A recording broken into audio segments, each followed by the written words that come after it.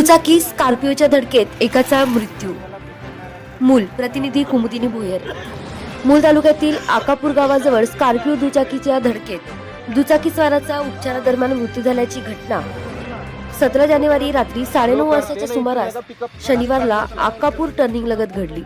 राकेश शर्मा वय 47 राहणार मूल असे मृतकाचे नाव आहे. ग्रेटा पॉवर प्लांट मध्ये कॅन्टीन वरून मूलकडे परत येत असताना हा अपघात घडला. शर्मा हे कॅटरिंग व्यावसायिक होते. गांधी चौक येथे पकोड्याचे दुकान चालवून आपला उदरनिर्वाह करीत होते. त्यांच्या पश्चात वडील, पत्नी, मुलगा तसेच बराच मोठा आप्त परिवार आहे. अपडेट जाणून घेण्यासाठी मूलदर्पण चॅनलला सबस्क्राईब करा.